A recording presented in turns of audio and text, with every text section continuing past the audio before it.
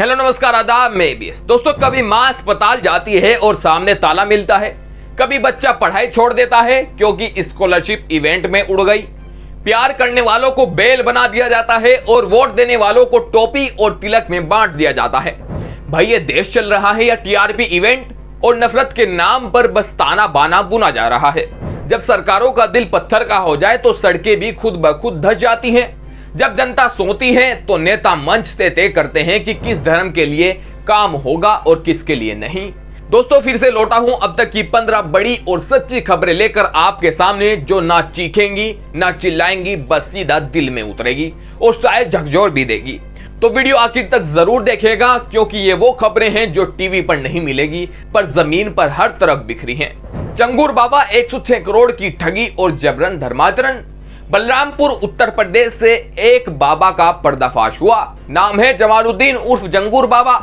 ये आदमी कभी सड़क पर अंगूठी बेचता था और अचानक धार्मिक बाबा बन गया, लेकिन पीछे से चल रहा था बड़ा खेल। गरीबों को पैसे और इलाज का झांसा देकर धर्म बदलवाना, लड़कियों की शादी के नाम पर फंसाकर धर्मांतरण, और धीरे धीरे 106 करोड़ की संपत्ति हो गई। 40 से ज्यादा फर्जी बैंक अकाउंट, नेपाल और दुबई तक नेटवर्क है इस इंसान के। अब पुलिस इसकी 100 करोड़ से ऊपर की प्रॉपर्टी जब्त कर चुकी है। लेकिन दोस्तों, सवाल सिर्फ इस बाबा का नहीं है। सवाल यह है कि ऐसे ढोंगी मजहबी दुकानदारों को इतनी आसानी से फल फूल कैसे जाते हैं ये लोग, और टीवी मीडिया इन्हें पकड़ने के बजाय कभी कभी खुद ही इनका भजन गाने लगती है, खुद ही इनको चैनल में बुलाती है। अहमदाबाद का पुल 42 करोड़ में बना, अब 4 करोड़ में गिराया जाएगा। गुजरात के अहमदाबाद में 5 साल पहले बना था हटकेश्वर ब्रिज, खर्चा हुआ था 42 करोड़ रुपए का। अब 5 साल बाद हालत यह है कि वो पुल गिराया जाएगा और उसके लिए फिर से 4 करोड़ रुपए का खर्च होगा, यानी उसको तोड़ने के लिए 4 करोड़ रुपए का और खर्च होगा। यानी बनाओ करोड़ों में, गिराओ करोड़ों में, और जनता से कहो विकास हो रहा है, विकास। क्या यही है वो गुजरात मॉडल जिसकी बात 10 सालों से हो रही थी? और सवाल यह भी है कि इतने बड़े बजट के बाद पुल की उम्र क्यों सिर्फ 5 साल रही? बीड़ महाराष्ट्र सड़क जांचने गए अफसर खुद ही पलट गए। महाराष्ट्र के बीड़ जिले में अफसर और इंजीनियर सड़क का निरीक्षण करने गए थे, तभी सड़क धंसी और उनका ट्रक पलट गया। कोई घायल नहीं हुआ, लेकिन पूरा देश हंसी नहीं रोक पा रहा है। यह घटना साबित करती है कि जो सड़क सिर्फ फोटो में अच्छी दिखे और धरती पर धंस जाए, वो सड़क नहीं, जिम्मेदारी से भागती सरकार की मिसाल है। अगर अफसर खुद गड्ढे में गिर जाएं, तो सोचिए आम आदमी का क्या हाल होगा।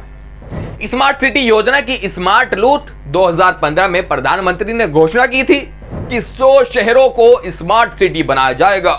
2025 में जनता खुद वीडियो बना रही है, गड्ढे दिखा रही है, जलभराव की तस्वीरें डाल रही है, और स्मार्ट सिटी के नाम पर जनता जाम में फंसी दिख रही है।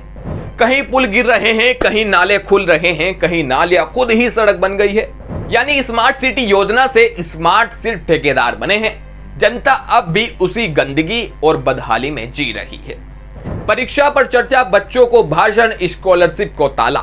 प्रधानमंत्री मोदी का परीक्षा पर चर्चा कार्यक्रम, जहां बच्चों से संवाद होता है, तनाव घटाने की बात होती है, सुनने में अच्छा लगता है। लेकिन पिछले 7 सालों में इसका खर्च 522% बढ़ गया है। 2018 में 3.5 करोड़ रुपए था और 2025 तक आते आते बढ़कर हो गया 19 करोड़। सिर्फ उस कार्यक्रम की चर्चा करने में इतने खर्च हो रहे हैं। सेल्फी पॉइंट्स बनवाए गए, जिससे हर जगह कैमरा लग जाता ताकि चारों तरफ से मोदी जी का फोटो लिया जा सके। सेल्फी पॉइंट्स बनवाने में ही 2.5 करोड़ रुपए उड़ा दिए गए। अब जरा सोचिए, छात्रों को स्कॉलरशिप नहीं मिल रही, परीक्षाएं लीक हो रही हैं, लेकिन सरकार कर रही है क्या? कार्यक्रम और कार्यक्रम और कार्यक्रम। बच्चा कहे परीक्षा से डर लगता है, सरकार बोले बेटा मंच पर बैठो, मुस्कुरा तो दो और एक सेल्फी ले लो। नीतीश राणे बोले टोपी वालों ने मुझे वोट नहीं दिया। महाराष्ट्र सरकार में मंत्री नीतीश राणे का बयान सुनिए। लंडन मध्ये प्रत्येक तिसरा आज यातर गोल टोपी दाढ़ी वाला है। गोल टोपी वालों ने मुझे वोट नहीं दिया, मैं हिंदुओं से जीता हूं, उनके लिए काम करूंगा। यानी अब नेता खुलेआम कह रहे हैं जो मुझे वोट दे मैं उसका, जो ना दे वो दुश्मन। वोट देने से पहले पहचान पूछी जा रही है। धर्म, भाषा, पहनावा सब देख कर तय हो रहा है कि नेता काम करेगा या नहीं। भाई ये लोकतंत्र है या पसंद नापसंद का बाजार। भगवंत मान ने पीएम की विदेश यात्राओं पर तंज कसा। पंजाब के मुख्यमंत्री भगवंत मान ने कहा, प्रधानमंत्री विदेश जाते हैं, वहां के किसानों से मिलते हैं, लेकिन देश के किसान आज भी आत्महत्या कर रहे हैं। कहां जा रहे हैं, जहां 140 करोड़ बंदा रह रहा है वहां रह नहीं रहे वो। इस पर विदेश मंत्रालय ने नाराजगी जताई, लेकिन बात सीधी है, क्या कोई मुख्यमंत्री अब सवाल भी नहीं पूछ सकता? क्या सवाल करना अब गैर जिम्मेदाराना हो गया? देश का प्रधानमंत्री अगर देश की जनता से ही सवालों पर नाराज हो जाए तो समझिए सत्ता अब सेवा नहीं अहंकार बन चुकी है। उत्तर प्रदेश, प्रसव पीड़ा में महिला, अस्पताल में ताला। फतेहपुर उत्तर प्रदेश, एक महिला को तेज बच्चा पैदा करने का दर्द हुआ। उसने 112 और 108 पर कॉल किया, किसी ने नहीं उठाया। फिर वो दर्द में करहाती हुई पैदल ही प्राथमिक स्वास्थ्य केंद्र पहुंची, लेकिन अस्पताल में डॉक्टर नहीं, ताला मिला। आखिरकार महिला ने अस्पताल के बाहर ही जमीन पर ही बच्चे को जन्म दे दिया। अब सोचिए, स्वस्थ भारत की योजनाओं के विज्ञापन अखबारों और टीवी पर हर रोज दिखते हैं, लेकिन जमीन पर एक मां की चीखें भी गूंजने वाली मशीन तक नहीं पहुंच पाती। डॉक्टरों की पोस्टिंग है, बिल्डिंग खड़ी है, पर जब जरूरत पड़ी ताला खड़ा मिला। ओडिशा में प्रेमी जोड़ी को खेत में जोत डाला। रायगढ़ जिला, एक लड़की और लड़का एक दूसरे से प्यार करते थे, लेकिन एक ही जाति या गोत्र के नहीं थे। गांव वालों को यह रिश्ता मंजूर नहीं हुआ तो क्या किया, उन्हें हल में बैल की तरह बांध दिया गया, फिर खेत में जोतने पर मजबूर किया गया और अंत में मंदिर ले जाकर शुद्धिकरण कराया गया। यह सब 2025 में हुआ। इंटरनेट के जमाने में, स्मार्ट इंडिया में, जहां प्यार करना गुनाह है और गांव की पंचायत ही भगवान और कानून दोनों बन जाती है, यह सिर्फ इंसानियत नहीं कानून का भी चीरहरण है। पर अफसोस, जिन्होंने बांधा उन्हें बांधने कोई नहीं आया। तेलंगाना में पिछड़े वर्गों को 42% आरक्षण। तेलंगाना कैबिनेट ने स्थानीय निकायों में पिछड़े वर्गों को 42% आरक्षण देने की मंजूरी दी है। इस फैसले के लिए जातिगत जनगणना शुरू की गई है, एक आयोग का गठन किया गया है और सुप्रीम कोर्ट की गाइडलाइन के तहत यह प्रस्ताव तैयार हुआ है।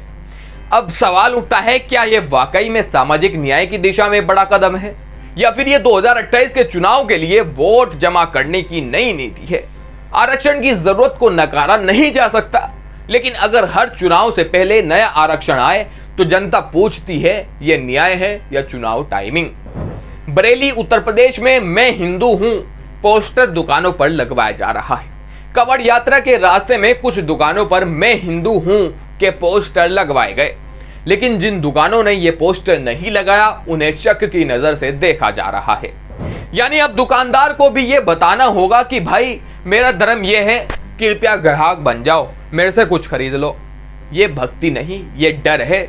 जब देश में धर्म की पहचान दुकान की शटर से होने लगे तो समझिए व्यापार भी अब धर्म से बंध गया है। शिव भक्त मुस्लिम भाई गंगाजल लेकर कांवड़ यात्रा पर निकले। शिवपुरी मध्य प्रदेश, साजिद और सनी खान, 2 मुस्लिम भाई, अपनी माँ बाप की अंतिम इच्छा पूरी करने के लिए 151 किलो गंगा जल की कावड़ लेकर शिवधाम बटेश्वर के लिए निकले। उनका कहना था कि हम पहले सनातनी हैं, फिर मुस्लिम। अब जरा सोचिए, जब टीवी पर दिन रात हिंदू मुसलमान की बहस चलती है तो वहीं जमीन पर एक मुसलमान भगवान शिव का जल अभिषेक करने चल पड़ा है। ना तो उसे राजनीति रोक सकी, ना नफरत।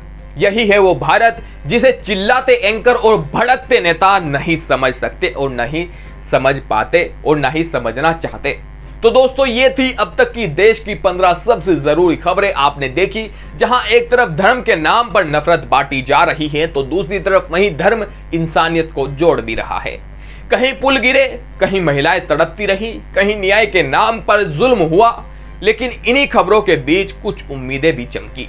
अब ये तय हमें करना है कि क्या हम भी धर्म, जाति और घृणा की दुकानों के ग्राहक बनेंगे या उस सच्चाई को पकड़ेंगे जो किसी भी स्क्रीन पर नहीं दिखती पर हर सड़क पर मिलती है। अगर ये वीडियो आपको जरूरी और सच्चा लगा हो तो इसे लाइक करें, शेयर करें और कमेंट्स करके बताइए इन 15 खबरों में से सबसे ज्यादा कौन सी खबर आपको चुभी। तो जल्दी लौटूंगा एक और नई अपडेट के साथ 4-5 घंटे में, और सारी खबरें लेकर के आपके सामने फिर से लौटूंगा एक और नई वीडियो के साथ। जय हिंद।